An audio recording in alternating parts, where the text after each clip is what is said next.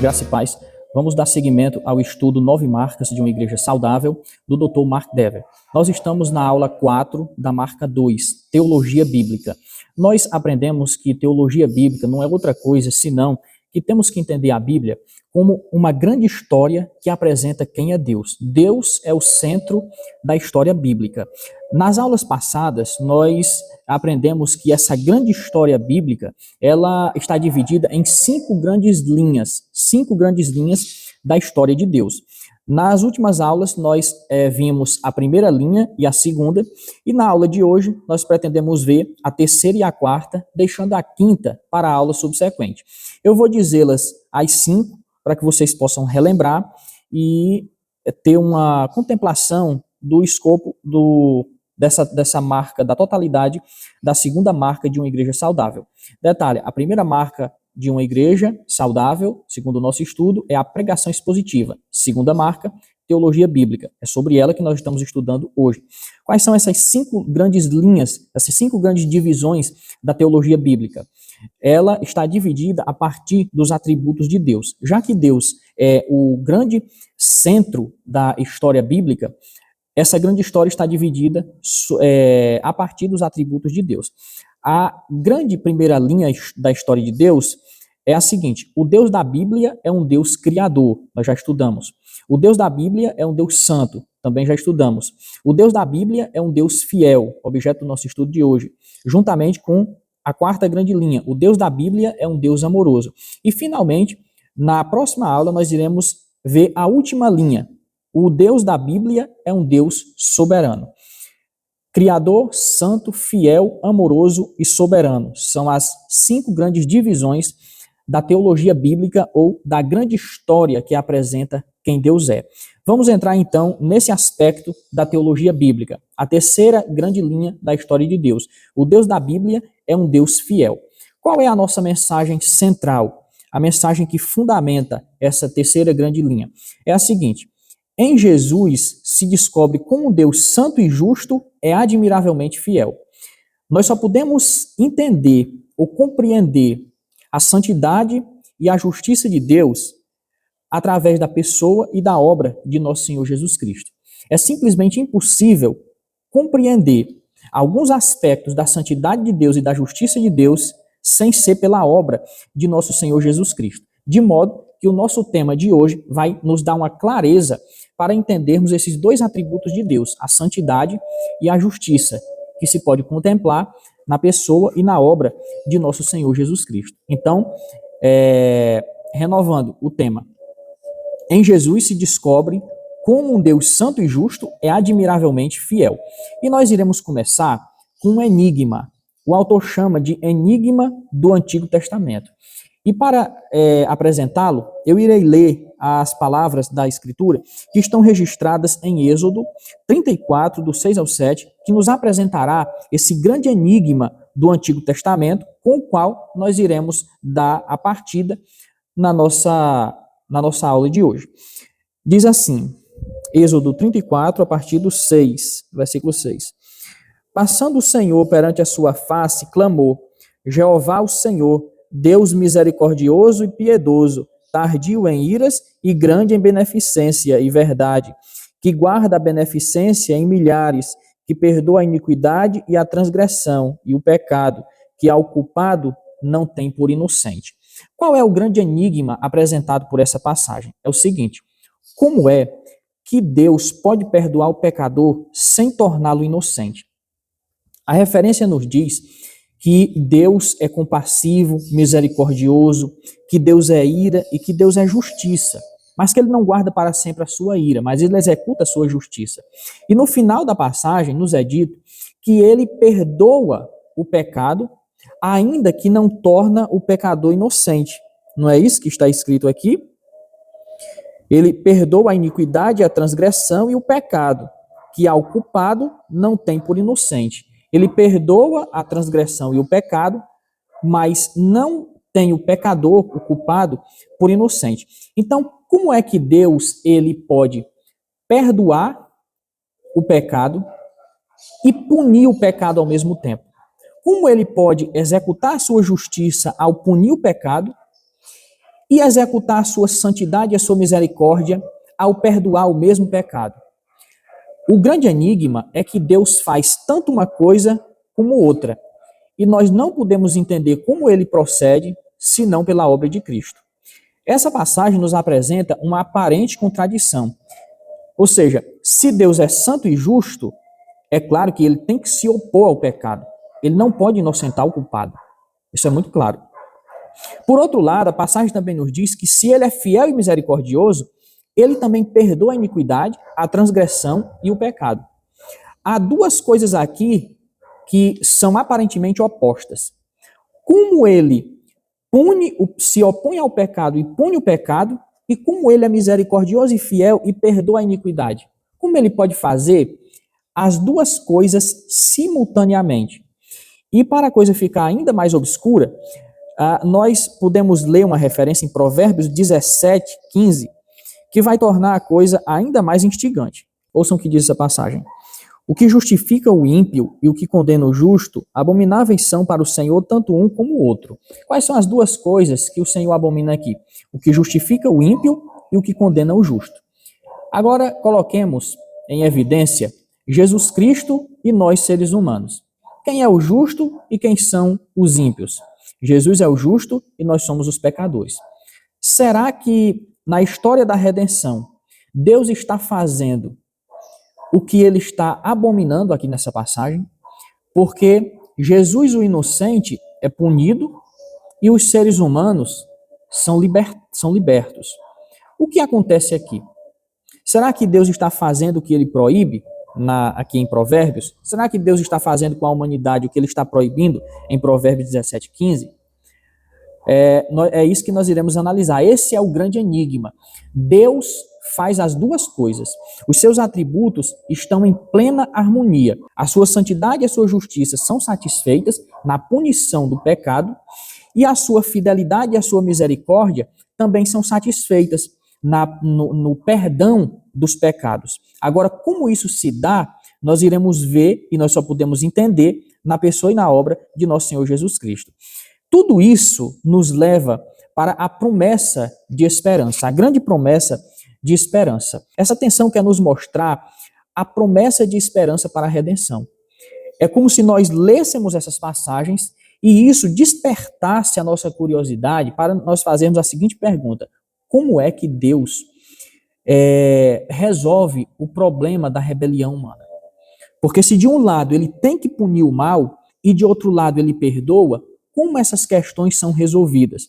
Então essa tensão entre a punição e o perdão nos leva para o processo pelo qual Deus faz essa grande obra. Deus, ele faz as duas coisas. Ele salva o seu povo, perdoando e punindo ao mesmo tempo. Ou punindo e perdoando ao mesmo tempo. Punindo o pecado e perdoando o pecado sem inocentar o culpado. Esse é que é o grande enigma. Como ele pode perdoar o pecado sem me inocentar? Como isso se processa? Pois se ele punir, não há como perdoar. E se ele perdoar, não há como punir.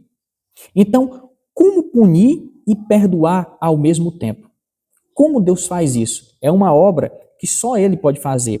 Punir e perdoar ao mesmo tempo. Como ele pune o meu pecado e perdoa-o ao mesmo tempo? É isso que nós iremos entender. O enigma está apresentado, o problema está apresentado. Agora nós vamos em busca da esperança da resolução. Vamos à resposta do mistério. A resposta estava em Deus e sua promessa. Estava na pessoa prometida. A resposta estava no Messias, no ungido de Deus, no Salvador, no libertador do seu povo. No Antigo Testamento, a esperança de perdão exigia o quê? Um sacrifício expiatório. Nós podemos observar muitos rituais de sacrifícios no Antigo Testamento, principalmente no livro de Levítico, ali no Pentateuco. E tudo aquilo nos leva para a doutrina formulada hoje de substituição penal ou substituição expiatória. O que significa isso?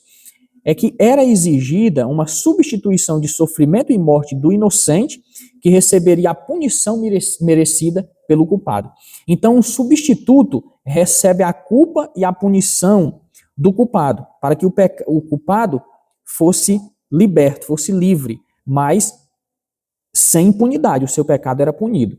Dessa maneira, o pecado era punido no substituto e o pecador era perdoado. É assim que se começa o processo. Vamos falar um pouco então desse substituto. Nós devemos tudo a esse substituto. Esse substituto é a pessoa mais importante em nossas vidas, porque foi ele que nos substituiu nesse sofrimento, nessa punição que era devida a nós. O substituto, quem ele é? Ele é o Messias, a esperança prometida, o cumprimento de todas as promessas. Observação aqui. No tempo de Cristo, as pessoas estavam certas de que o Messias viria. Não haveria dúvidas sobre isso.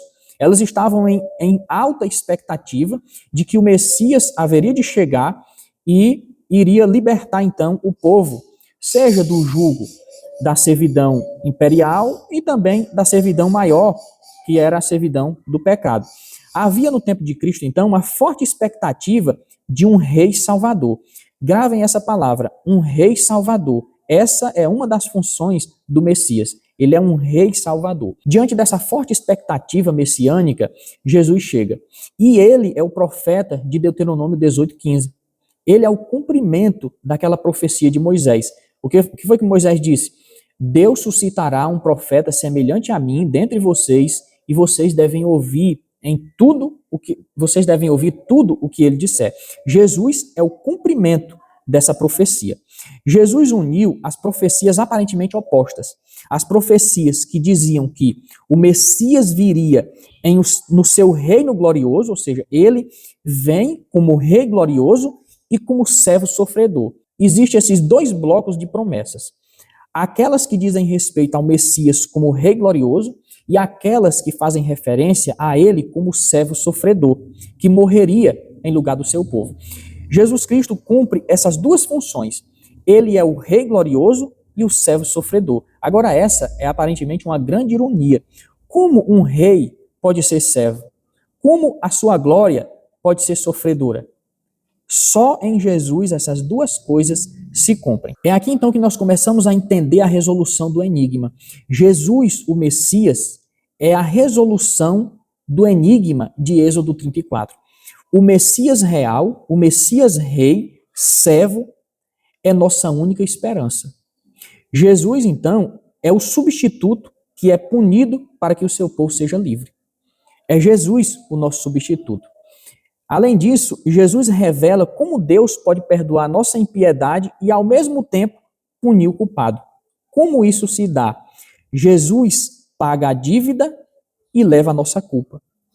Assim, irmãos, em Cristo, Deus é justo e justificador, como diz Paulo em Romanos 3:26. Por que ele é justo e justificador? Ele é justo porque ele pune o pecado. Não há impunidade aqui. Há penalidade. O nosso pecado é punido em Jesus. Por que ele é justificador? Porque ele liberta o pecador sem torná-lo inocente. Ele dá ao pecador uma declaração de justiça. Uma declaração de que ele é justo com base na obra de Cristo. Pelos méritos de Cristo, pelo que Cristo fez, o pecador então é justificado se põe em Jesus a sua fé. Dessa maneira, o enigma se resolve. Deus pune o pecado em Jesus, sua santidade e sua justiça são satisfeitas, e a sua fidelidade e a sua misericórdia também podem ser vistas na libertação do pecador justificado. Não há impunidade. O pecado e a culpa do pecador foram punidas em Cristo. Em Jesus, a santidade e a justiça de Deus, então, foram satisfeitas. O pecado foi punido em Jesus. Já em mim, a fidelidade e a misericórdia foram aplicadas. Em Jesus, nós podemos contemplar a santidade e a justiça de Deus. Ele sofreu por nós. Quando olhamos para nós, podemos ver a misericórdia e a fidelidade de Deus. Nós fomos libertos. Deus aplicou em nós a sua fidelidade, a sua misericórdia. Ele nos libertou, não de maneira impune. O nosso mal foi punido em nosso Senhor Jesus Cristo. Eu fui perdoado. Repito, isso não é impunidade. E por quê? Porque nós não fomos inocentados. Nós fomos declarados justos. No momento em que cremos em Cristo, instantaneamente recebemos de Deus essa declaração jurídica e, segundo a linguagem teológica, forense. É uma declaração diante de Deus de que nós somos justos com base nos méritos de Cristo. A justificativa, então, é que o nosso pecado foi realmente punido em Cristo. Se o meu pecado, o meu mal, foi punido em Cristo, eu já não tenho mais culpa. Já não devo mais nada a Deus. Sou então declarado justo, não pelos meus méritos, por nada em mim, tão somente pela pessoa e a obra de nosso Senhor Jesus Cristo. O que Jesus Cristo, então, veio fazer? Vamos nos concentrar um pouquinho aqui na pessoa do nosso Salvador. Devemos tudo a Ele. Jesus veio fazer o quê? Jesus veio nos reconciliar com Deus. Essa é a sua grande obra. Ele veio vencer as tentações em que Adão e Israel falharam. Ele venceu as tentações em que nós tínhamos falhado. Ele cumpriu tudo sem falhar. Ele cumpriu a profecia de Moisés, de Deuteronômio 18:15. Ele veio fazer mais o quê? Ele veio nos substituir e receber a nossa condenação. Além disso, ele veio ser a palavra encarnada, o verbo vivo, o verbo de Deus. E finalmente, nesse sentido, Jesus Cristo veio ser o Cordeiro de Deus, imolado em favor do seu povo. São alguns aspectos da obra do nosso Senhor Jesus Cristo. Em conclusão, podemos dizer o seguinte, que o nosso autor, o Dr. Mark Dever, ele começa as duas primeiras grandes linhas dessa grande história de Deus, da teologia bíblica, dizendo que Deus é criador e que Deus é santo. E agora ele termina mostrando que esse mesmo Deus é admiravelmente fiel, o que em Cristo se torna visível. A fidelidade de Deus em relação à sua santidade e justiça só se torna claramente visível e só pode ser entendidos, esses assuntos só podem ser entendidos à luz da obra de nosso Senhor Jesus Cristo. Então, o que significa dizer que Deus é fiel? Dizer que Deus é fiel é a mesma coisa que dizer que ele cumpriu todas as suas promessas. Essa é uma boa definição da fidelidade de Deus, que Deus cumpre o que ele promete. Deus é fiel no cumprimento de todas as suas promessas, assim como está registrado em Lucas 1:37. As promessas reais, aquelas promessas, especificamente aqui, que diziam respeito a Jesus como Messias, o Rei glorioso, Jesus cumpriu essas promessas, e, de outro lado, ele também cumpriu aquelas promessas que faziam referência a ele como um servo sofredor. Se, por um lado, ele cumpre as promessas reais, nas quais ele julgou e destruiu o pecado, por outro lado, meus irmãos, ele cumpre as promessas que faziam referência a um servo, ao Messias como servo sofredor, nas quais ele perdoou os nossos pecados, restaurou a nossa comunhão com Deus e salvou o seu povo. Tudo isso convergiu na pessoa de nosso Senhor Jesus Cristo, o Messias Rei e o servo sofredor. Essa é a conclusão da nossa primeira parte. A terceira grande linha da teologia bíblica. O Deus da Bíblia é um Deus fiel. Passemos agora à quarta grande linha da teologia bíblica. O Deus da Bíblia é um Deus amoroso. E o que nós vamos fazer aqui é ler algumas referências e perceber pelos sofrimentos de Cristo o amor de Deus. Qual é a ideia geral aqui? Deus cumpre suas promessas por causa de seu amor especial pelo povo da aliança. É muito importante entender essa última parte. O amor especial de Deus pelo povo da aliança. Esse amor especial é revelado nos sofrimentos de Jesus Cristo. Não há condição alguma de percebermos o amor de Deus, o amor especial de Deus, a não ser pelos sofrimentos de Jesus Cristo. Assim como sua fidelidade só é percebida na obra de Cristo, o seu amor de igual maneira. Então, vamos aqui ao primeiro ponto. O amor especial de Deus pelo povo da aliança. Em primeiro momento, temos que compreender algo aqui sobre a nossa missão. Nós temos uma missão neste mundo. Qual seja ela? Podemos perceber pelos seguintes pontos. Deus nos fez para refletir a sua própria imagem. Deus nos fez para isso, para refletir a imagem de Deus. Deus nos fez para viver em aliança com Ele. Agora, como nós podemos ter aliança com Deus depois da rebelião, depois da queda, depois do pecado? A resposta está na obra de Jesus Cristo, o nosso substituto, o Messias real e o servo sofredor. A obra de Jesus restaura a imagem de Deus em nós. Nos reconcilia com Deus, para que então nós cumpramos a nossa missão, a nossa finalidade, o objetivo pelo qual nós fomos criados, que é refletir a imagem de Deus, que foi deturpada pelo pecado e que em Cristo é restaurada novamente, para, enfim, nós nos alinharmos com a nossa natureza, cumprirmos a nossa missão, refletirmos a imagem de Deus no mundo.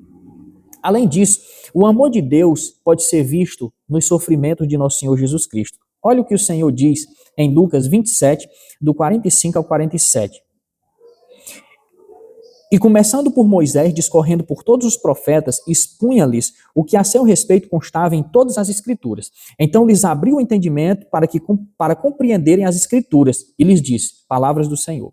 Assim está escrito que o Cristo havia de padecer e ressuscitar dentre os mortos no terceiro dia, e que em seu nome se pregasse arrependimento para a remissão de pecados a todas as nações, começando de Jerusalém. Palavras-chave aqui, padecer, ressuscitar, sofrimentos. Cristo estava determinado que Cristo iria sofrer, iria padecer, iria passar por humilhação, por desonra extrema. E isso nos mostra o amor de Deus, em que Cristo, o seu Filho amado, sofreu todas essas coisas porque Deus nos ama, porque Deus o enviou em uma missão para salvar o seu povo. Nós podemos então perceber, alguém sofreu por nós. O que você diria a uma pessoa que você acabou de descobrir que sofreu por amor a você, que se entregou por amor a você, que foi aos últimos limites a entrega da própria vida por você? O que você faria? O que você diria a essa pessoa? Você enxergaria o amor dele por você. Em outro aspecto, nós podemos ver agora a demonstração do amor especial de Deus pelo seu povo. O amor especial de Deus pelo seu povo. Isaías 53, 4 a 6, nos mostra isso. Certamente, ele tomou sobre si as nossas enfermidades e as nossas dores levou sobre si. E nós o reputamos por aflito, ferido de Deus e oprimido.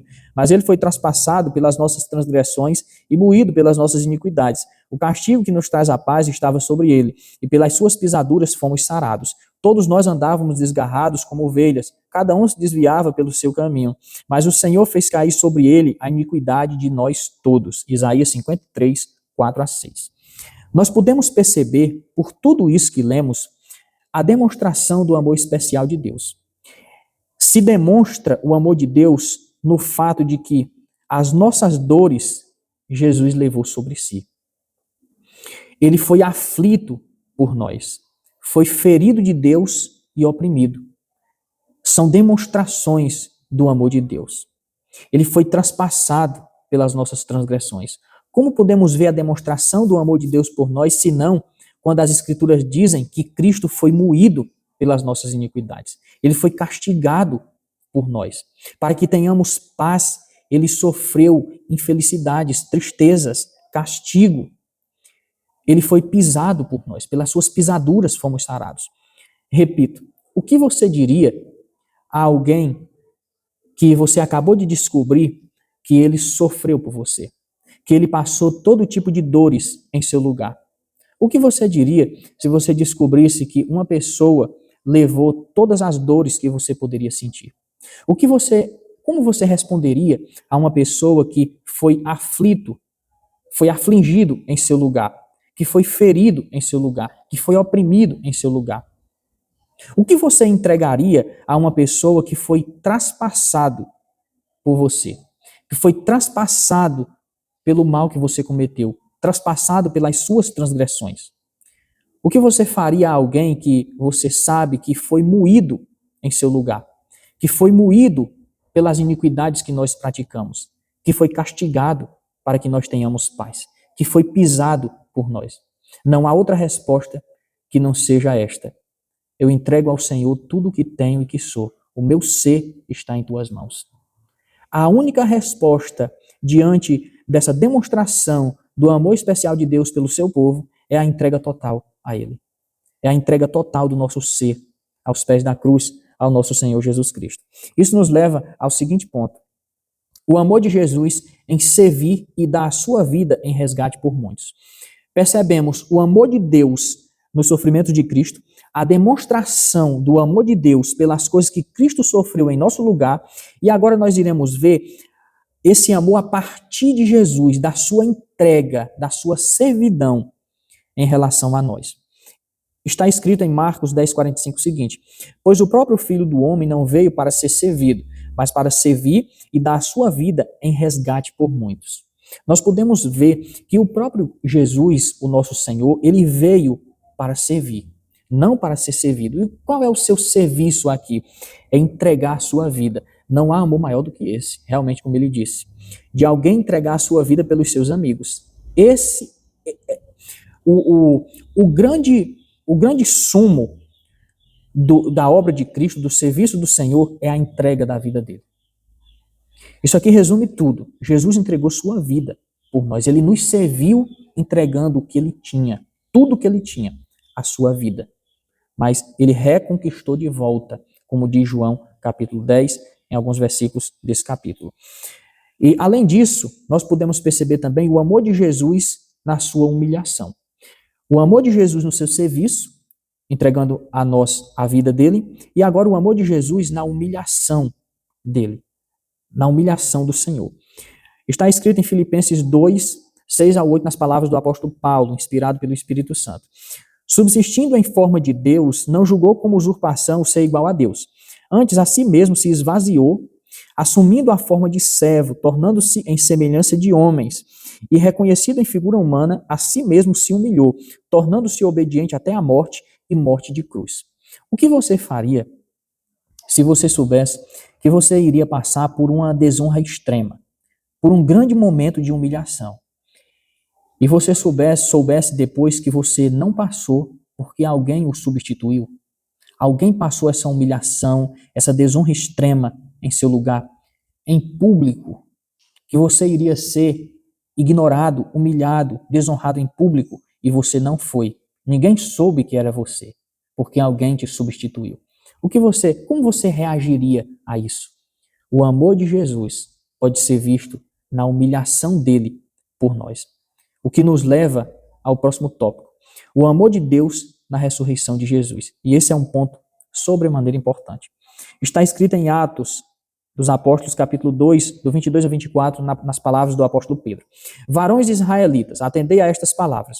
Jesus o Nazareno, varão aprovado por Deus diante de vós, com milagres, prodígios e sinais, os quais o próprio Deus realizou por intermédio dele entre vós, como vós mesmos sabeis, sendo este entregue pelo determinado desígnio e presciência de Deus, vós o matastes, crucificando-o por mãos de iníquos, o qual, porém, Deus o ressuscitou, rompendo os grilhões da morte, porquanto não era possível fosse ele retido por ela. Não era possível que Jesus fosse retido pela morte. Nós podemos ver a partir disto o amor de Deus na ressurreição de Jesus.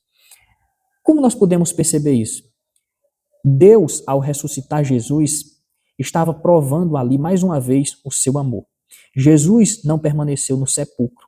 Deus o ressuscitou por seu amor. A morte não pôde segurar Jesus. Deus o ressuscitou por seu amor. E ao ressuscitar Jesus, se comprova que tudo o que ele fez foi aceito por Deus.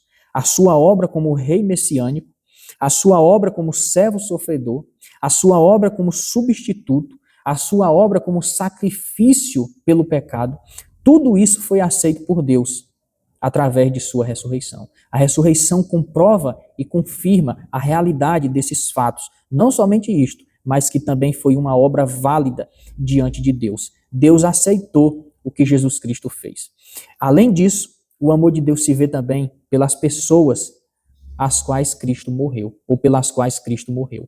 Ao ressuscitar Jesus, Deus também estava dizendo, em outras palavras, por esse ato, nós, o povo da aliança, o povo especial de Deus, também haveremos de ser ressuscitados.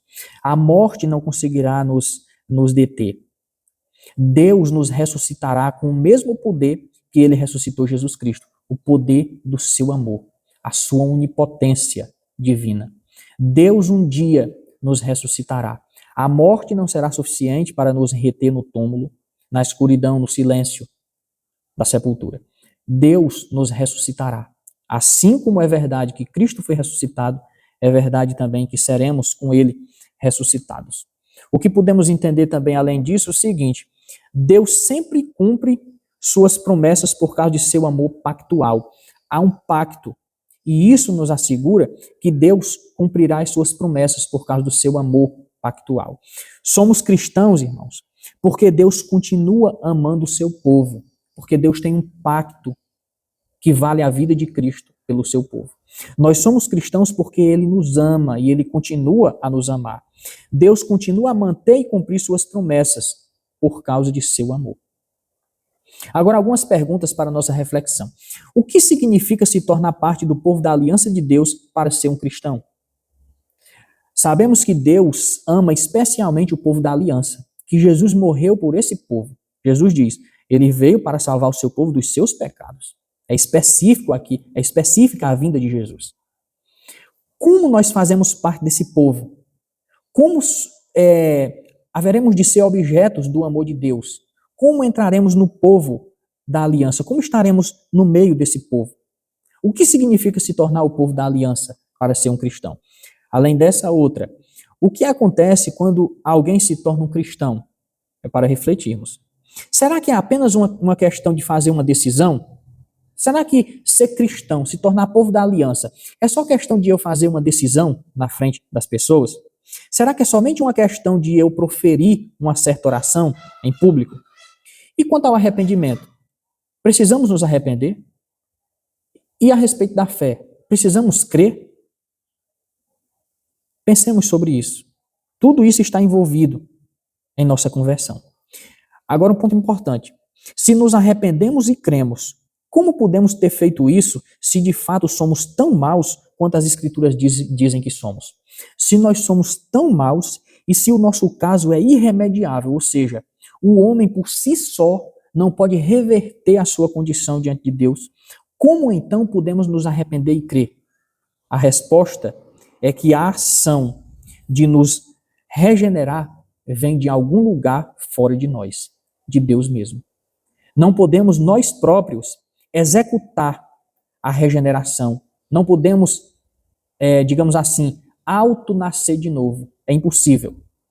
Se estamos mortos em delitos e pecados, como diz Efésios 2, como podemos nos arrepender e crer repentinamente? Se nós estamos mortos, como podemos agir em relação a Deus? Se nós despertamos, acordamos, fomos regenerados, nascemos de novo, despertamos do sono da morte espiritual e agora estamos acordados diante de Deus, quem foi que nos ressuscitou? A resposta para essas perguntas está em Deus. Deus é o autor da salvação. Não vem de outro. A nossa salvação não parte de outro lugar. Ela vem de Deus e de Deus somente. Para sermos salvos, precisamos nos arrepender. Mas a palavra de Deus diz que o arrependimento vem de Deus. Olha o que está escrito em Atos 11, 18. E ouvindo eles estas coisas, apaziguaram-se e glorificaram a Deus, dizendo, logo também aos gentios foi por Deus concedido o arrependimento para a vida. É Deus que concede-nos o arrependimento. Precisamos do arrependimento, é Ele que nos dá o arrependimento. Sem essa concessão de Deus, não há como nos arrepender. Nós exercemos o dom do arrependimento que Ele nos dá. Segundo passo, precisamos da fé para crer. De onde então vem a nossa fé? A fé é um dom de Deus, segundo Efésios 2, 8 a 9. A fé que temos, que precisamos para crer em Cristo, vem de Deus. Se Deus não nos der esse dom, nenhum homem consegue crer em Cristo. Aos homens, isso é impossível, como está ali depois que Jesus conta a história do jovem rico. É impossível a salvação a qualquer homem. E a regeneração, pela qual precisamos passar, de onde ela vem? Ela vem do alto, ela vem de Deus, como podemos ver em João capítulo 3, podemos concluir isso na conversa de Jesus com Nicodemos. A regeneração, o novo nascimento é a partir de cima, a partir do alto. É uma obra externa, não é algo que se origina por nossas forças, senão que essa obra vem do alto, vem de Deus, e o Espírito sopra onde quer. Isso nos leva ao seguinte ponto. O que a nossa salvação nos mostra sobre Deus? A salvação que temos, ela nos mostra coisas grandiosas sobre Deus. Em primeiro lugar, mostra a essência do amor de Deus. A nossa salvação mostra a essência do amor de Deus. Olha o que está escrito em 1 João 4, 10 e 19. Nisto consiste o amor. Não em que nós tenhamos amado a Deus, mas em que Ele nos amou e enviou o seu Filho como propiciação pelos nossos pecados. Nós amamos porque Ele nos amou primeiro. A nossa salvação mostra a essência do amor de Deus. Ele nos amou, Ele entregou o seu Filho. Tudo parte dele. Nós amamos porque Ele nos amou primeiro. Ele nos ensinou a amar. Ele trouxe o amor a nós. Nossa salvação mostra também que Deus nos amou primeiro. Não devemos nos orgulhar se nós somos caridosos, se nós amamos alguém, porque nós só conseguimos fazer isso porque Deus colocou o seu amor em nós. Ele nos amou primeiro e a partir disso, então as consequências é que nós podemos amar outras pessoas. Nos mostra também a nossa salvação que o Deus da Bíblia é um Deus de amor maravilhoso. Conclusão dessa última parte. A fidelidade de Deus se manifesta no fato de que ele cumpriu cada uma de suas promessas. Foi o primeiro tópico de hoje. Deus cumpriu suas promessas. Isso mostra a sua fidelidade. Como? Julgando o pecado e salvando o pecador. Na cruz, seu amor e sua justiça não se anulam. Ao contrário, se encontram. O pecado é punido, o culpado é perdoado. Cristo é o substituto que torna isso possível. Não há como esse processo acontecer sem Cristo. Cristo propicia o perdão de Deus, a satisfação da justiça de Deus na condenação do pecado e do pecador em Cristo, e a satisfação da fidelidade e misericórdia de Deus na libertação do pecador que teve os seus pecados punidos no substituto. Assim, em Jesus vemos que o Deus Santo é também o Deus fiel e amoroso.